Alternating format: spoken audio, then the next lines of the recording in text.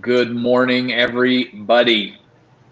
We're here. It's Friday. I'm wearing dogs on my shirt currently because it's kind of just one of those days. It's a dog-like day.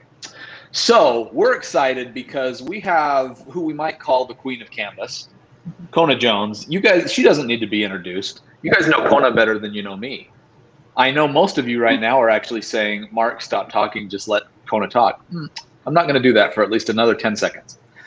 But we're talking today about using Canvas to connect even better with students. So as is always the case, whether you're on Facebook, LinkedIn, YouTube, Twitter, wherever, if you're watching this in the community, add your comments in the field, ask any questions that you might have to Kona. We want to know where you're from. Lisa Perry, there you are. Welcome, welcome. Ask any questions you have of Kona, make her sweat a little bit. She's one of the experts of all of Canvas. So she knows the answers. We already know it. With that, Kona, I'm going to stop so that you stop feeling awkward about what I might say and hand it over to Kona, everybody. Welcome, Kona. All right. Well, thank you, Mark. And I'm fine. And like he said, please hit me up with any of your questions, your comments. Even though he talked me up, I don't know everything, but I know a lot. And if I don't know the answer, I can normally help you figure out where to find it or troubleshoot it. So definitely let me know. But the purpose of what we're going to talk about today is really connecting with your students and the importance of this. So the importance of connecting with your students, and I also talk a lot about humanizing online learning. That's kind of one of the things that I'm passionate about. Is that if you can connect with your students, you can get them through. Students who are connected to what you're doing are just going to be more into your course content. They're going to be more likely to succeed. They're going to be motivated to push through when things get hard, which right now things are hard, right?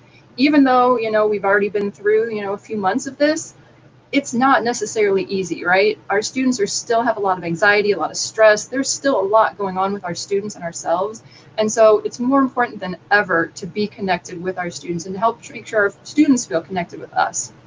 So what I'm going to show you, now this isn't my real course. This is, I copied it into a sandbox, added some example students, but this is my course basically. And I'm going to show you in my own course some of the things I do, some of my tips and tricks that I do in my course to keep connected with my students and to really support them, especially when they're going through this type of stuff. I like to call them high impact, but normally they're pretty easy, pretty straightforward, and they don't take a lot of time, which are my favorites because I don't have a lot of time because I'm so busy. So to get started, you can see here's my course. I always recommend strongly some kind of start here, welcome, getting started module. And the reason for that is that a lot of your students might be new to the online environment, and regardless, even if they're not, they're new to your class. So something I like to do, and this is in my welcome right there, is first of all, include a picture of yourself.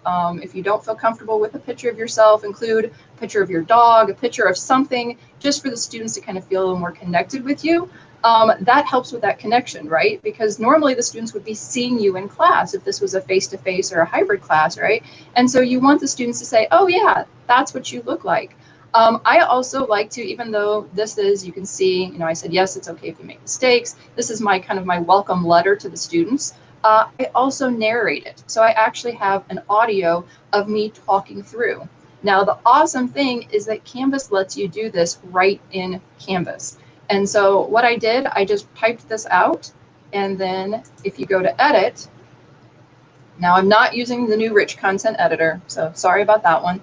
But if you go to edit and you've got insert edit media, and then if you click on the, oh, sorry, wrong one.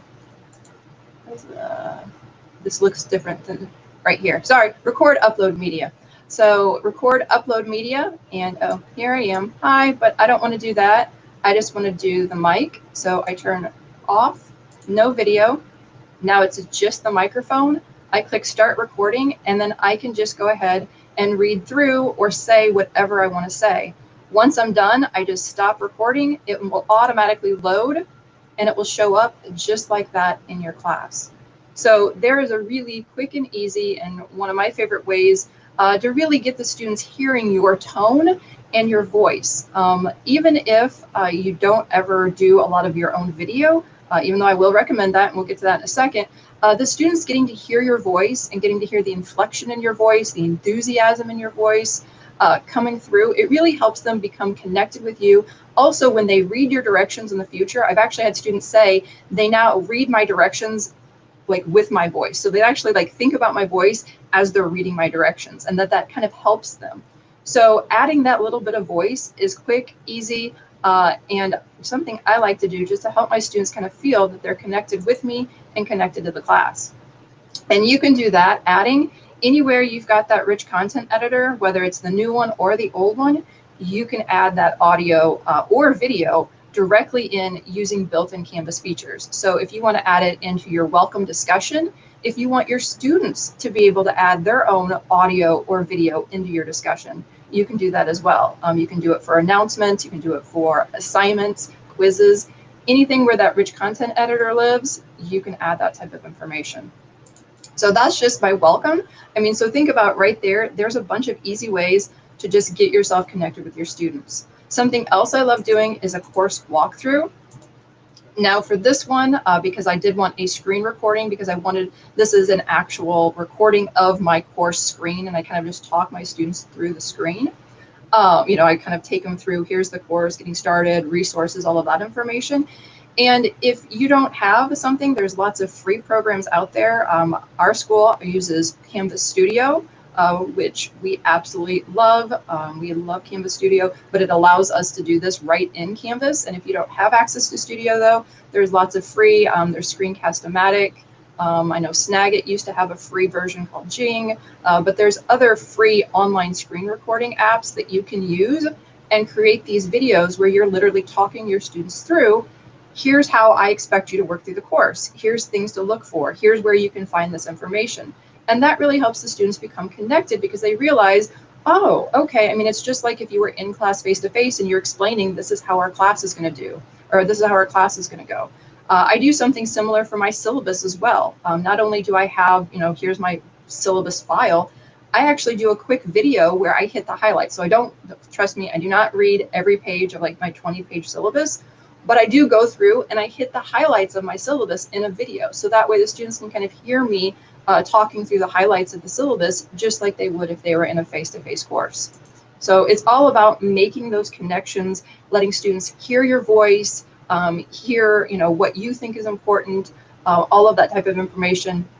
You can see I've got my getting started checklist, course textbooks, resources. So just a lot of getting started information to help your students. And how that helps the students feel connected is they feel like you care about them. So the more that you can provide and kind of that introductory, it helps students feel a little bit more confident and a little bit more secure that they know what they're getting into, that they know this is what's going to be expected of them. And anytime you can put a student's mind at ease, you're not only connecting with them, but you're going to lower their anxiety. You're humanizing that course and making the students feel like, wow, I can do this. This instructor cares about me. So moving along, another one of my little things that I do is a student survey. And I've seen this done, a number of different people do it. What I love about the student survey, and I like this instead of the discussion, because in some cases, so it's just a Canvas survey, nothing big there, but where some people might put this in a discussion, some students don't feel comfortable sharing a lot of personal information. And so I prefer to do it in this type of environment, so that way I can get all of this information from the students, but they don't have to broadcast it if they don't feel comfortable. So I ask, what's your preferred name and pronouns? So example, Sam instead of Samantha, she, her. But this, and I'll show you in a minute, but what I do, I actually take this information and I put it in the notes column. So that way I always have that information available. And so I know, oh, it's always Sam, not Samantha, or maybe it's Sam and it's he, him. But either way, I know, and I can remember that in the future. What's your backup plan for completing assignments? Is there anything you can think of that might prevent you from being successful? So I've got just some kind of questions like this, and I want to make sure the students know that this is confidential. It's just for me, so I know and I can better help the students. And you'll kind of see when I go over to the notes column, if I know that a student is working full-time and has got 3 kids, I might have a different conversation with them, you know, if they're missing some work. And then if I think, you know, then if I know that, okay, they're a college kid taking 18 credit hours or a part-time student. So this kind of information really helps provide some context that helps you when you're trying to have conversations with the students, or maybe when you're trying to better understand where is the student coming from, or what might have happened to the student to have them drop off the face of the earth in your class. But I love the student survey. It really helps me to get to know the students better. I do respond to the survey in the comments section of SpeedGrader, just thanking the students for sharing their information and just saying how much I appreciate that. So there is that getting started. Moving into my week. I love having a week 1 resources. And I mean, this is kind of a pedagogical, my own design thing. I really like having all of my resources for each week on one page, or at least a main page. So then that way students always can kind of refer back here. I always make sure to include a getting started video. So this video basically is 3 minutes of the highlights of everything they need to do for this week. So if I know something's going to take a lot of time, I warn them, hey, this is going to take a little bit more time than this. I let them know how things are going to build. Like if you're doing this quiz is going to help you then do the homework, or this homework will help you do the quiz. But I do just this quick video explaining that to students. Then when I go down, here are the study resources. So all of the resources and information the students need for this week is all in this module. So you can see I've got study resources, notes, readings, my videos that explain anything. This is Canvas Studio again with the comments there. So that's my week 1 resources. And I do this every week. So if you look, I've got week 2 resources. It's the same thing. I then have my different assignments, but then something else that I do, and I can't say enough about the impact that it has with connecting. So probably out of everything I've talked about so far, if you really want to connect with your students, the thing that I've had just the most impact and isn't hard is this feedback exchange. So every week I call it a feedback exchange. It's worth 5 points. It's worth 2% overall. And the students are just basically providing me feedback on how things are going in the class. And so I do this every week. So every week I ask students, you can see here's the directions. There's no time limit. Please be as honest as you can. But when you look at what I'm asking them, I'll ask questions like, how helpful did you find the course resources? How helpful did you find the course assignments? Overall, how well did you understand the content this week? And then is there anything the instructor can do to help you with this course or something else at Richland? Now this varies. So this isn't like the students don't get this every single week. It's not the exact same ones. It will vary week to week depending on, did we just finish up a project? Is it midterm? Did COVID just happen? And I'm just kind of trying to assess where are you at mentally? So it really does vary the questions week to week. This is just kind of an example of what my first week 1 does. But the students fill this out. They can say or put anything they want. And then I go through and I read this for every single student. And I then provide feedback back to every student. So what this does is provide that connection. At least once a week, I have a back and forth conversation where the students provide this feedback here, and then I reply back to them in SpeedGrader. Either sometimes it's just a thank you for the feedback. Sometimes I write paragraphs and paragraphs of information. Sometimes I end up reaching out to outside resources. There was one case where a student let me know that they were having problems with food and being food insecure. And so I was able to reach out. We actually have a food pantry here on campus. And right now with COVID, we're also handing out lunch meals at noon. We just hand out free meals. They just pull up when we get them. Well, I was able to reach out to some of those resources, find out that information, and then get them in contact with a student. Well, if I hadn't provided that avenue, the student might have never, given me that information for me to have reached out with and made all of those connections. So what I found, and I always ask students at the end of every semester, did they find this useful and did they like it? And resoundingly, the students all say how much they appreciate the opportunity to have this one-on-one with me every week. Sometimes they even say, well, I didn't really use it because I was okay in the course, but I liked that if I needed something or if I had a question that I didn't feel comfortable asking somewhere else, I could ask it here. So definitely, if you're looking for a really powerful way to make a connection with your students, these feedback exchanges, and you could call them anything you want. Some people kind of even call them like muddiest points, like what is it that you're not understanding this week?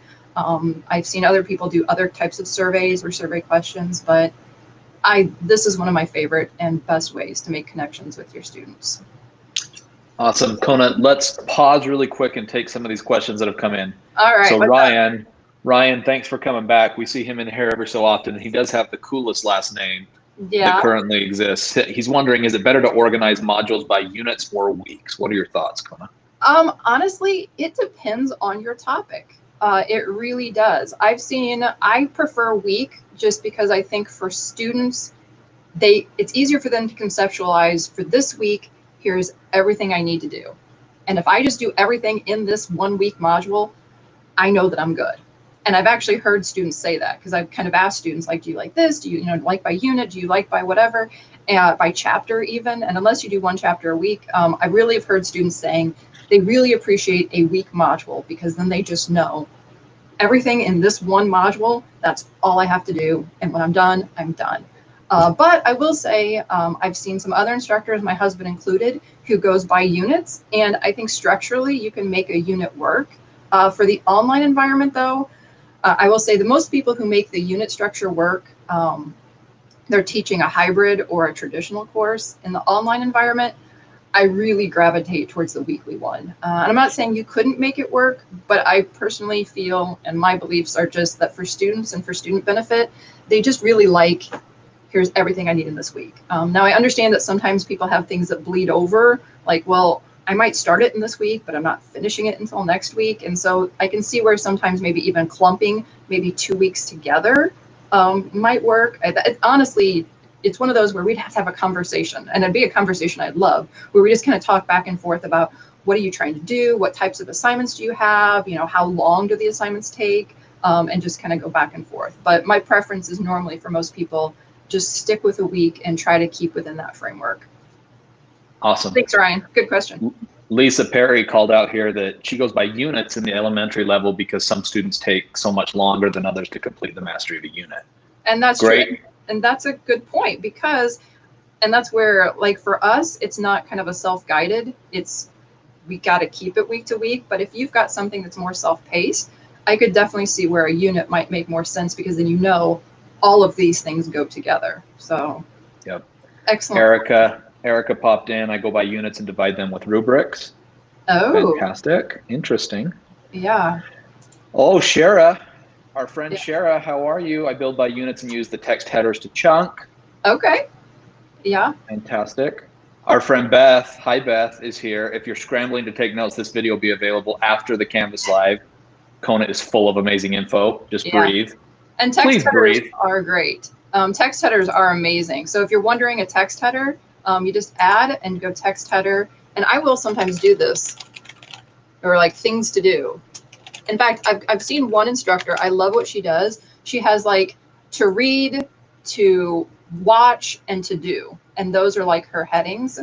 And so it's kind of cool. So there you can see you can kind of chunk things out by heading. So if you do have that larger unit structure, I would absolutely use those text headers in order to chunk that content out.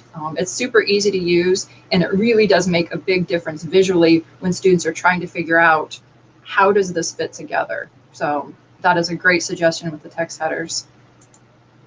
Brad Moser's here. Oh, hi, Brad. Our friend. Build by units, but also use emojis in titles. Nice. Wow. Of course you do, Brad. I'm an exclamation point kind of girl, but I don't do emojis. I don't know, Brad. Maybe that's the next level I need to go to in my excitement. That's the next level, and in Brad's words, I'm pretty sure it would be rad. I'm positive it would be. Okay, keep your questions coming, everybody. Love hearing from you. Kona's here for the next 20 or so minutes, so just ram all the questions down where you can. Okay, so we've kind of done the basics here, right, of just kind of a little bit of structure, a little bit of keeping connected. The next thing, and this is like my favorite stuff, I adore, so I'm going to go into grades. No worries, remember I said these aren't real students, these aren't real grades. I love the new Canvas gradebook, and I know not everyone feels that way, but I love the new gradebook and I love the different features. And so if you remember, I kept talking about the notes column and how I'll take the information from the student survey, or even if a student emails me later in the semester and has something happen, and I'll put it in this notes column. And now if you're curious, you're like, notes column, Where did that come from, right? Where did the notes column come from? How do I get one? It's really easy. If you're in your gradebook, you just go to View, and where it says Columns, just make sure there's a checkbox right there. So if it's unchecked, uh-oh, my notes column went away. But if I come back and go to View, click Notes, and magically not only does it come back, but I don't lose all of my stuff. And I have to say, I had a mild heart attack the first time I did that. This wasn't the first time, and I thought I lost everything in my notes column. But thankfully, Canvas thinks ahead of that and makes sure that you don't lose everything in your notes column. So I love the notes column because, so you can see like Richard, I can say is Rich. Elizabeth is Liz. Jordazzle, I can say he's taking 19 credit hours. That's insane, right? So it's good for me to know, you know, that's how many credit hours the students are taking. I know that Cody's got 3 kids and has 2 jobs. But this is all of that. I mean, even the person who told me he's a perfectionist, right? And so all of this type of information I can put in here. And then that way, if I'm getting ready to have a conversation with a student about something, or I'm getting ready to message them, I can kind of double check this. And instead of saying, hi, Richard, I noticed you didn't turn in your work, it's hi, Rich, right? Or, hey, Cody, I noticed that you missed that. Are your kids okay? You know, how are things with your job? Well, I can pull in things that the students have already shared with me when I message them. And that's that making that connection, right? Because I'm not just this teacher calling them by a name that only their mother calls them when they're in trouble, right? I'm calling them by the name that they would like me to call them. If they have a specific pronoun, I'm using the pronoun that they've asked me to use with the name they want me to use. And I'm potentially integrating information from their life that they've shared with me. So I will say I really have had a student who was planning her wedding to another student in my class at the same time. And so, you know, if she got behind, I might say, hey, how are things going? And, you know, how's wedding planning? And, you know, something, but just that personal connection, because then the students know, hey, you know, she cares. She's thinking about that. She's remembering that information. So Conant, let's take another question here. We have something from Brenda, who's on Facebook, saying, hey, how can I organize it so I can have a resource area for writing handouts, can be found quickly all year, regardless of weeks? Going back to the question about weeks and units. I'm trying to figure out how to start organizing this for the first time. She's coming from Google Classroom, where she had it set up simply. How do I make this easy for them? So there's a couple different things you can do. And I don't, this, because this isn't my quote, real course. So as long as we don't dig too deep, right? I'm going to go ahead. Actually, no, I'll go into my this semester class. And so I kind of started because I had something similar. And so I started listing something called course resources. And so it's right underneath my Start Here module. And it's my course resources. And so I've got, because I use an OER textbook, yay, go OER. So I've got my course textbook PDF. I also have it broken apart by chapter. I've got my mini tab resources. I've got their project information. Now, one thing I would do if you've got a ton of handouts is to try to chunk those handouts. If you just put like 50 handouts underneath these course resources, it is going to overwhelm students and be crazy. So I've had some instructors that have had a lot of handouts, and what we've done is try to figure out how they can chunk those handouts and then chunk them onto a page. So for example, for my mini tab resources, on this page, it links out to a bunch of other pages and information. So instead of having every single one of these links out here on this main page, the students know, oh, this is all the mini tab resources, or this is all the, and I'm not sure if it was grammar or English, but you know, here's all the handouts for this paper or for this unit or for this topic. And then over here, you can organize and put all of the links to all of those resources. So that way you have both resource information here, but you've got all of those individual links to all of your handouts or your pages or whatever organized. You can have extra information all on this page. And I find that that works really well when you've got a lot of information you want to share, but you don't want to have it just kind of be whoa, all over your page. Conant, another question. Catherine, this is probably your first time with us. Catherine Davis on LinkedIn is saying she signed up for Canvas, having trouble finding the playground to start building a class. Any thoughts there? A playground to start building a class. If you're using Free for Teachers, on that main dashboard page, you should have the option to start a class. And I'm trying to think what the main option is. I'd probably have to come back here to my dashboard.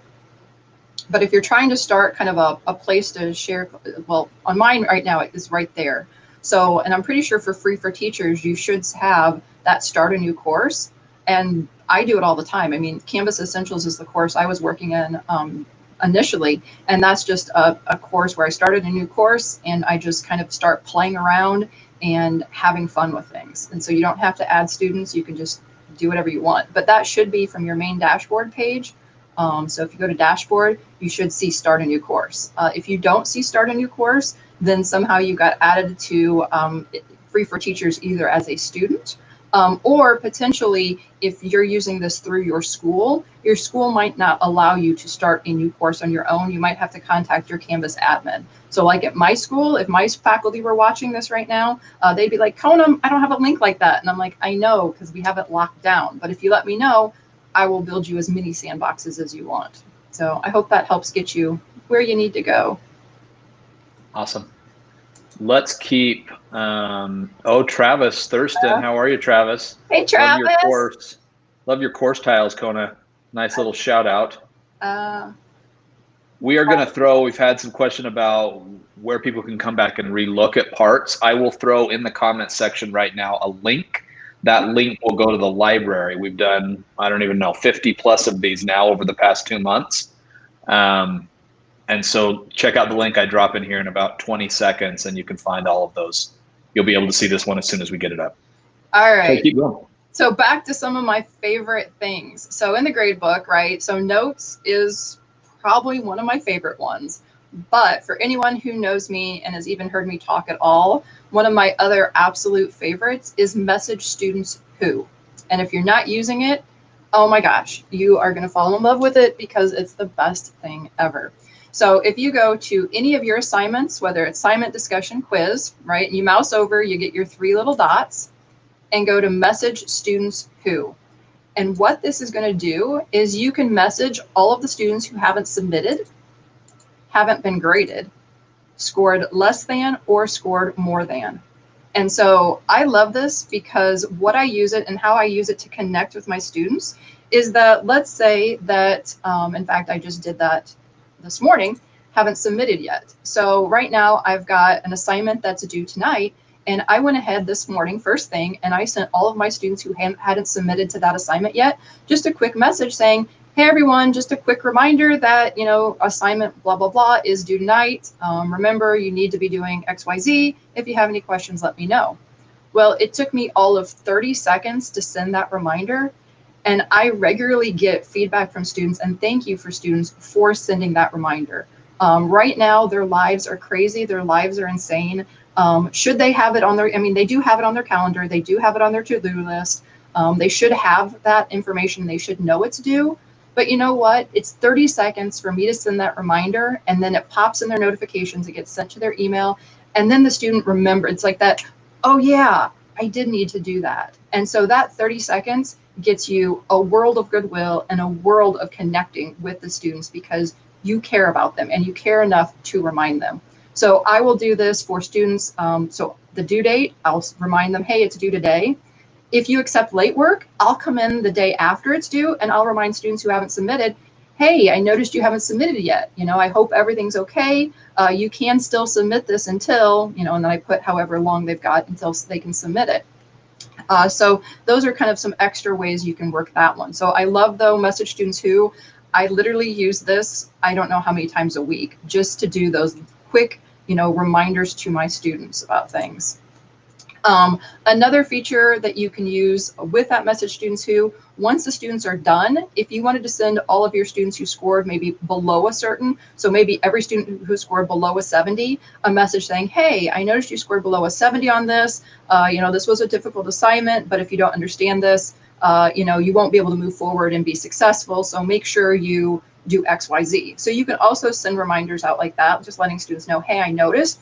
Or if you want to send out to your top students, like, hey, I noticed you scored, a 90 or better on this. You don't have to say a 90 or better, but you say, hey, I noticed you got an A on this. You're awesome. You're amazing.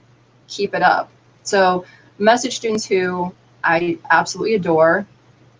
Along with that, so let's say you noticed a student hasn't been submitting work, you want to double check what's going on with them, I love the grade tray. It's also kind of that context card, like if you're in a discussion or on the people page. But if you click on a student's name, you're going to have this pop out.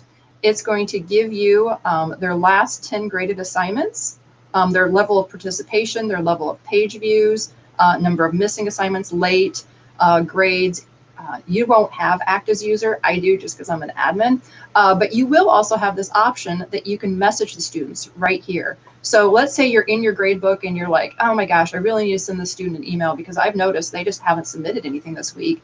You can just click on their name, double check any of that information, and then click the email link.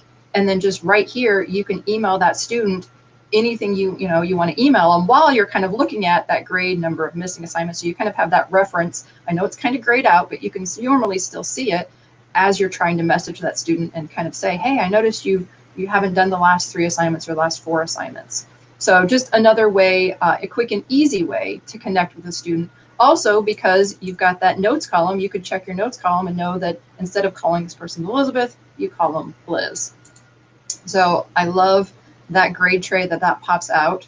And it also leads us to the new analytics. So I'm going to go ahead and open up new analytics. And if you haven't played around with new analytics, it's definitely worth checking out. If you don't see new analytics, so I know some people might be like, great, where is new analytics? Because I'm not seeing it. If you scroll down and click on settings in your course, so down here in the bottom left in your course, click on settings, and then go to navigation. So it's probably on course details. Click over on the navigation tab, and then scroll down until you find new analytics. So for me, it's already up here, but you would just scroll down, find wherever new analytics is, click there and enable it. And if you enable it, it will just automatically pop in here. Otherwise, you can drag and you can drop it in there as well. And then once you're done, just make sure to click save. And then you will have new analytics turned on for your class. So for new analytics, and so now it's loading the whole course information. The big thing, so my one caveat for new analytics is that you can see that this data is only current as of May 21st. Well, today is the 22nd. So this data is almost a day old. What this does mean though, is if I wait just a little bit longer, right, about 3 hours, not quite, it will refresh and then I will have the most current data. But for right now, this is data that's just slightly old. So that's just something to keep in mind. But the benefits of using this, so basically watch that date. And then the really cool thing, so you might be looking at this, and I know this looks really boring because this isn't a real course, but the really cool part of this, if you haven't already, is check out the little message students who mail icon right there. So if you click on this, it's going to give you the option to message all students who fall within a certain grade range. And so instead of that being a grade range for a specific assignment, that's now a grade range for overall class grade. So right now, all 7 students in my class fall between a 0 and a 100%. You're like, okay, great, that's wonderful. Well, what if I knocked it down to a 20%? Well, now you can see that you've got 4 students. You can even click on this and you can see here are the 4 students who are falling in between the 0 to 20% range. You can then send them a message like, hey, I noticed you're not doing too well in our course. Please reach out to me. Let's get connected. Let's talk about what's happening in class. The nice thing, and it does say it's BCC, so the students do not see each other's names, right? So you don't have to worry about, well, Rich is going to see that Liz and Cody and Alice are all doing bad. Students can't see each other, but you can send one message and it will automatically hit all students falling within that range. So I think this is like, wow. For me, normally I've got one screen up, in the inbox, and my other screen is my grade book, and I'm going back and forth trying to click on students' names. Well, using this, you don't have to do that, right? It will do all the heavy lifting for you. It will also do this for missing assignments. So if you've got, if you want to message, maybe you're getting close to the end of the semester and you want to send one message to every student with missing assignments, just saying, hey, if you want to get your missing assignments submitted, you need to get them done by this date. You can do it by missing, and then you can also do it by late. So that is, like, for me, I think it's a super cool feature that I really like. Um, Conan, yes. let's take this question from Facebook from Lori. Okay. Hi, She Lori. says, if you have more than one course, she's an elementary teacher, is there a Okay. way to get an individual student report of their grades for all courses at once instead of going to each course and looking at their grades? Okay. Yes, but it's a hack. So in Canvas, unless you are like an admin that has access to all of the courses, there's not a good way to do that. But if you do have access, there's kind of a hacky way to do it, because basically, and this would be a real deep dive, but if you go to the student and you do /grades, so let's see, let's try. Now I will say normally, did that go to the right one? Because each student has their own like one there. Is that the right one? Yeah, 2175485.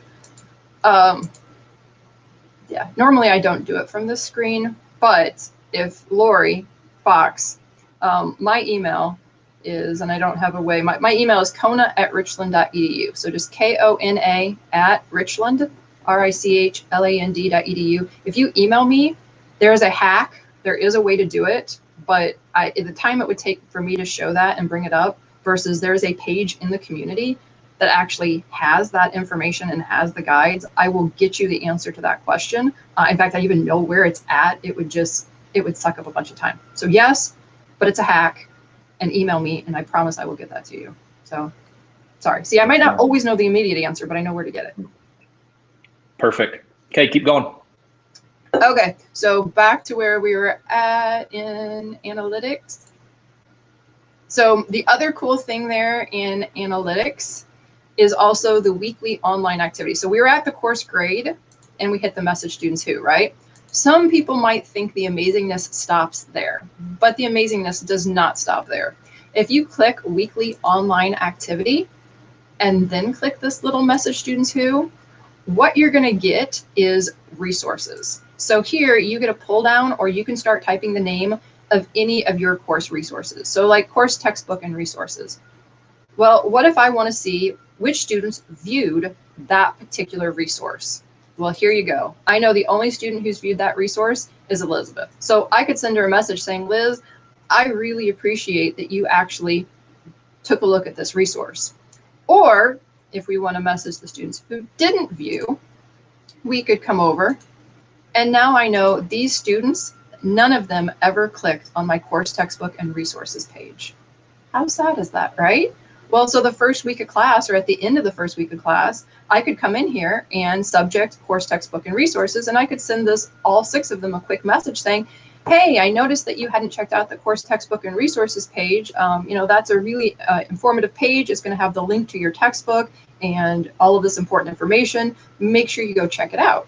Well, it doesn't guarantee that they will see it, but isn't that an awesome way to, first of all, just see, did a student, look at that or not, and to be able to quickly email every student who hasn't looked at that particular resource. So for me, this is like, when I realized Canvas had done this, I was ecstatic, over the moon, because how many times have you wanted to message students, or even if you're personally wanted to check and see which students have actually looked at this resource, right? And so if you don't scroll through and find it, like I said, you can just start typing in the box. I'm trying to think, example. Yeah, so anything you type in, it will just start kind of pulling it up. So you've got the name of a resource, you can just start typing it in the box, it'll pull it up. But if you're like, did students even watch, or look at that? Pull it up and check and see which students did and which students didn't. And then if you want to message all the students who didn't, there you go. Or if you were just having a one-on-one conversation with a student, well, you can see, did they view it or didn't they view it? Likewise, you've got the participated. So this is all the things that they could participate in. So, test peer review assignment, practice quiz 1. You could see that one student has participated in practice quiz 1, and then I'm guessing, the rest of the students didn't. But here's a quick and easy way for any student who didn't participate, which this is the participate, didn't participate. is actually really similar to the gradebook message students who haven't submitted. So this is kind of an overlap. But let's say you're in here doing a bunch of work. Well, instead of having to go back to grades to do it, you can just do that right here. So if your workflow is that you're in here working, you don't have to break up that workflow to go over to grades to do it over there. So I think that's a super cool feature, and just a great way, because the more, I mean, and it's not like you checking up on the student as much as, for me, I always kind of try to frame it, and that's important. When you're messaging the students, you want to try to frame it in a kind of a supportive way as a, hey, I noticed you hadn't done this. It's really important. It's going to help make sure you're successful in the course. So instead of being like doom and gloom, like you didn't do this and you're going to fail, right? You don't want to go that way, right? Flip that, because think about yourself. If someone approaches you in a positive way of, hey, I want to help make you better, I want to help make you more successful, you're a lot more open to that versus you're going to fail and doom and gloom, right? So really, in your messages to students, as long as you keep it positive and supportive, the students are going to be really receptive, and that's that connection. They're going to feel like, wow, my instructor really cares about me. Now, that's not to say if a student doesn't need a little bit more firm push that I can't do it and I don't do it. But in general, I really find, then if you're nice and supportive, you're going to get students being a lot more receptive to you. So Kona, answer this one for me from Karen on Facebook. Is new analytics something that needs to be added by the admin? She can't see it in her settings. Oh, if you went to settings and you're not seeing it, it could be that your admin hasn't turned it on yet. That is possible. I always forget that sometimes admins haven't turned that on yet. I would reach out to your Canvas admin and ask to see if they would get it turned on. I don't know if they have. I mean, some admins have very good reasons or rationales for that, or sometimes admins don't even realize. I will be the first to say, I didn't realize like that you could turn Rubrics on and have Rubrics as a link over here. And I felt really silly because I just realized that and turned it on for my faculty. So even amazing admins sometimes miss things. And so it could be that your admin just missed that they could turn this on for you, or they might have a really good reason for not. But yes, absolutely reach out to your admin and see if they'll turn that on for you, because it's fun and there's lots of really good uses for new analytics. And Karen, great comment. We've got Aaron here who's saying you have to enable it within feature options. Oh. So here's some info that Aaron's saying. Go to settings, click on feature options, toggle it on, that'll show up in navigation. If that doesn't fix it, just like Kona said, reach out to your Canvas admin and they can help you out. Oh, see, this is why we love Aaron. Was that Aaron Hallmark? Probably was, because Aaron's amazing like that. So, okay, so what Aaron was saying is if you click on settings and then go from course details, come over to feature options, that you might be able to find it over here. So new course and user analytics. And for me, at least, this is already toggled on, but you might have the option to turn it on or off. So like here's the rich content editor. I could technically turn on rich content editor here. So any fun things that your admin has given you the option to use, you can come over to feature options and you can kind of do a little bit of playing. So that's another cool trick. Thank you for that reminder, Aaron. All right, so that was new analytics. Any other questions about the new analytics? Otherwise, I want to do a quick into SpeedGrader. Nope, let's do it. Is everyone good? All right. So we're going to come back to our grades. And I will say that's something else I adore. So this isn't maybe as much to connect, but this is going to be a time saver for you as an instructor. So if you're an instructor and you're in looking and you're like, well, wait a second, what's going on with this final draft information? If you click on a student, you're going to get this little icon right there. So it's kind of like that little arrow in a box icon. If you click on that, it's going to pull out this grade tray. And from here, you can either click right into the assignment, you can go straight into SpeedGrader. And not only will you go straight into SpeedGrader, but you'll go to SpeedGrader for this specific student. So instead of having to go to SpeedGrader and then scroll through trying to find that student, you can click here and it will take you straight in to that student's SpeedGrader. Also, I love that you can see any comments that you left, and you can also either flip through students, or you can flip here and see how you can go back and forth between assignments. So if you're trying to double check comments you made on a specific for a specific student, you can just kind of click back and forth. But for right now, what I want to do is come back to, let's go ahead and go to SpeedGrader. And I know it's boring because I didn't have anyone really submit. But the things I love here in SpeedGrader, so first of all, if we had the assignment submission, you could add, your annotations directly on the assignment.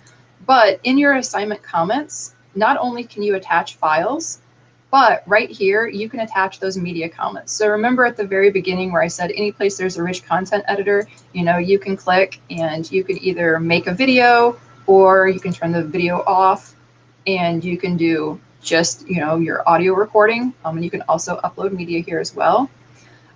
Sometimes, and I've found that students really love this, if whatever I'm getting ready to say, maybe I have a lot to say and typing it would be like, it would just take forever to type it. You can just turn this on and you can just talk your way through whatever it is you want to say to the student. And once you're done, it will automatically add that media comment right in there for the student. So students love, I will say students are more likely to listen to my audio comments or my audio feedback than they are to read my feedback. So I don't know about you, but sometimes I will be like just typing up a book in my assignment comments. And this is where students love getting audio comments or even video comments. If you don't mind doing video, you could do video comments. I will also say, if I'm trying to be very tactful in telling a student that they really didn't do a good job, but trying to keep them from becoming too pessimistic or upset about the fact that they didn't do a good job, sometimes it's really good, I think, to hear my audio or do a video, because in that way they can hear my tone and they can hear that, the caring coming through. They can hear me if I'm joking with them, because I will say sometimes I've typed out jokes or I'm joking, and it's hard to tell that I'm joking, and then it's come across maybe not as well as it should have. And so for things like that, when I'm wow, I'm not sure if that would be interpreted correctly, I've just started doing the audio comments or even a video comment, and students really take to that. Something else, if you do have a lot to say, you can also do the speech recognition. So if you want to just give a whole book worth of comments, you can also click that speech recognition and provide those comments. But I would say that's another important thing.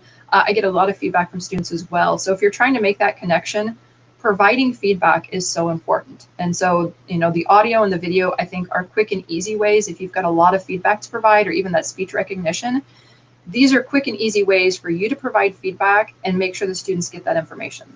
Because I know faculty, I know you're busy, I know you've got a lot of students to grade, you've got a lot to do as well. So for me, sometimes being able to just say it's a lot easier than if I was trying to type it and trying to think, wow, if I say that, will it mean this? So definitely, if you're in SpeedGrader, use that speech recognition, use the media comments, and just add that in for your students. They will love it. And they will definitely feel like, wow, my instructor really cares. My instructor, they made me a personal video to talk through my stuff. So yeah, students just absolutely love that. Just helps them feel more like you're caring and that you want them to be successful. So how are we doing? Do we have any questions? Do we have anything else? I saw someone asked at some point for my email. I don't know, did we get that? It's just— Yeah, I put it in there. Awesome. Okay. It looks like, we've got a question here from Beth Irgaz. I'm so sorry if I just said that wrong. Don't hate me. I've run into issues with SpeedGrader and external tools. We actually have a partner called Name Coach who would make this so much easier, because I could then know how to pronounce everyone's name and I wouldn't look so silly. Yeah. But we're not using that right now. I'm sorry. Beth, we'd have to better understand what those issues you're having are. I'm sure Kona would have ideas like crazy on, well, this is the problem. Well, I don't know. External tools are often they can be tricky. So it would depend on the external tool. A lot of times those just have to be tacked one-on-one. Most of the time I will say we can figure it out and I'm able to help my faculty, or I'm able to figure it out. But sometimes with external tools, they just get wonky. I will say Canvas in general does a really great job with, most external tools work pretty well with Canvas. So talk us through, Mark Sweeney had said the problem I have with video comments is it often takes time for Canvas to load it on their page. Oh, yeah. And that, for me, I guess I'm never sure if it's Canvas or it's me myself. I've got a really slow internet connection at home, so I guess I'm never sure. Other things I've done, I've used Canvas Studio, so sometimes I'll just make my feedback with Studio, and that bypasses it. Other times, I've actually done it just using my regular recorder on my computer, and then just uploaded it that way. So there's a couple different workarounds. If you think that it's really being like really slow, you might even consider putting in a Canvas help ticket for that, just to see if there's something maybe on your end or Canvas's end that's maybe slowing it down. Because I would say even with my slow internet connection, it's normally not too bad for uploading. So if you're experiencing something that you think is kind of beyond what it should be, I would definitely reach out to Canvas help and just see if there's something kind of amiss there. Love it. I am putting a link right now into the chat pod for everybody. We just kicked off a program Tuesday of this week, I believe, where we want to hear from you. We've heard so many inspiring stories about what you've done during the pandemic. And so we've worked with an outside group called Story Media. They've got a really cool app that allows you to make some cool branded Canvas assets without being a video editor. So take a look at that. We're giving away $500 Amazon cards to 5, and 15 others will get $50. So it's a pretty cool deal. Kona is going to make me one of these videos. She's waiting for the right opportunity. Beth, Karen, Lisa, Sam, Mark, this is Ryan. You're on now. You just got the link. I want to see a video this weekend from you. Tweet it out, share it on Facebook, and we'll put you in for this potential prize. Kona, wrap us up as we've been talking today about how to use Canvas to connect with students. Wrap us up and we'll close it out. All right. I think the biggest thing is just anywhere you can add your sense of presence into the course, anywhere you can provide feedback, comments, any type of personalization. So through that audio, the video, any kind of reminders, students, they appreciate it. They feel like you care. And right now, life is tough, right? Life is tough. The world is a crazy place, and anything you can do to connect with your students, trust me, it will come back and just make it a more amazing experience for you in the online environment. I teach statistics. I mean, if you haven't noticed, through my course here, looking at it a little bit there, I teach statistics, online statistics, and I am still able, through the different things I do with the humanizing and reaching out, connecting with my students, to have students tell me that this is their funnest. This is the course they found the most fun for their semester, right? So how many people say statistics and fun, right? That normally, other than like me, but I'm a big dork. So honestly, if I can make statistics fun, if I can get to the end of the semester, and I actually, at the end of even this last semester, so I had a course that just ended, and I actually had 2 or 3 students say they were sorry for our course to end. So in the middle of a pandemic, I had 2 or 3 students say they were sorry that our online statistics course was ending. Yeah, right there. So just doing some of these things, it really just helps students to feel connected and feel like they are part of your class. So if I can do it with statistics, you can do it with any of your awesome topics as well. Fantastic. We're getting some good comments about your session. Kona, Lisa's saying this has been great. Connecting with students has been the main concern if we continue with distance learning in the fall. Yes. Beth, students also love the new confetti. If you haven't tried the new confetti, don't worry, for all you admins that are like, why didn't you build XYZ feature? This took a very tiny amount of time, and the response we've gotten from it is crazy. Turn on Canvas confetti because students are loving it. Turn on Winnie, turn it on. Your admin does have to enable that. So if you haven't seen the confetti, go talk to him. Winnie says it's the perfect presentation for getting staff psyched to dig into Canvas, Google Classroom, or whoever. Love it.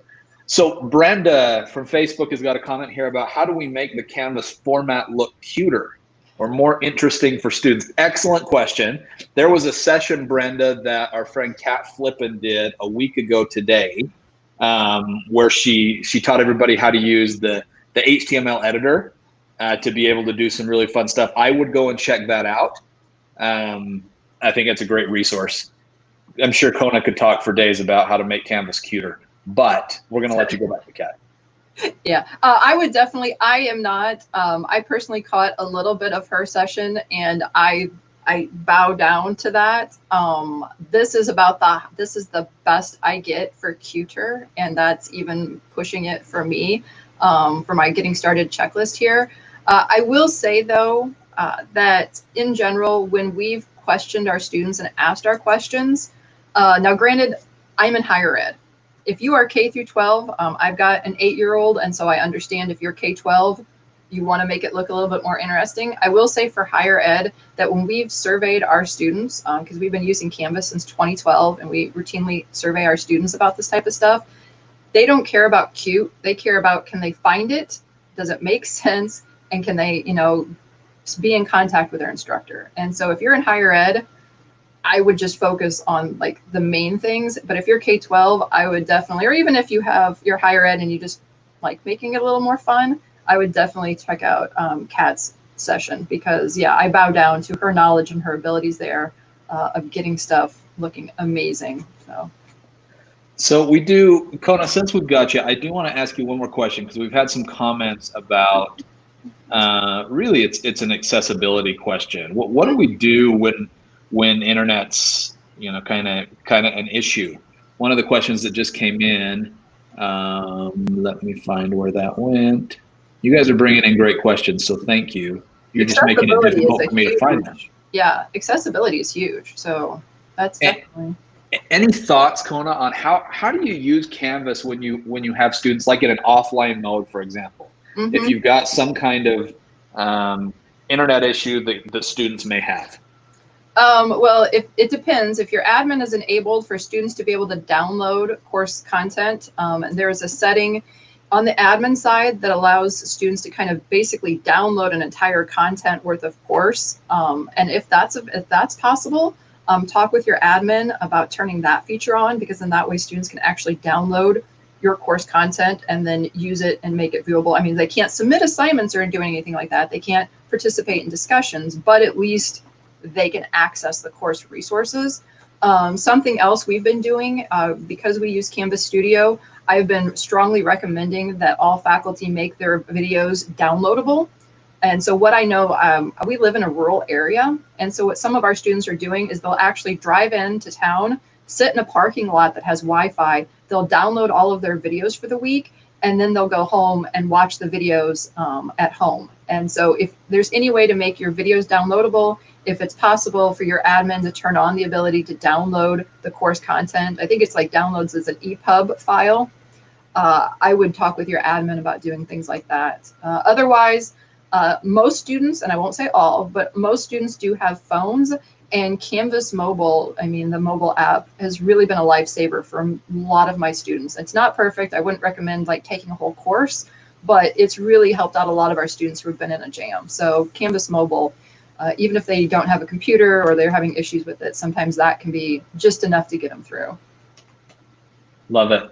Sounds like we better do a whole session on this accessibility piece. Those are great questions. Yeah, we hear a lot about it. I mean, we're in higher ed and we hear a lot about it. My daughter's 8 in K-12, and I know it's been a big issue with some of her friends. And I mean, obviously she's got me for a parent, so we've got like a computer in every room almost, but a lot of parents don't have that, or they're using tablets. And so it becomes a really big issue. Okay, 2 links we just dropped in. The last link was the link to where you can find this entire series that we produced with Kona and Brad and Chris and a whole bunch of others that have been on here. This group came together back in March and said, hey, we gotta help the Canvas community a little bit. So over a weekend, we decided technologically how we can do this. And now we've produced probably 50, I don't know, 55-ish videos. That link you'll see in there will take you to all of these videos. The link before that is the one where we want to hear from you. So this weekend, Beth, Sam, Aaron, Kona, Kyle, Brenda, all of you, we want to see your videos coming in with that Story Media app. So get to it. Thanks for joining us today. We'll be back on Tuesday. No stream on Monday because of Memorial Day. Hopefully you guys can all celebrate it and have fun. Thanks for being with us, and thanks for being an awesome Canvas community. Hi, everyone. Have a wonderful weekend. Thank you. Email me if you have questions.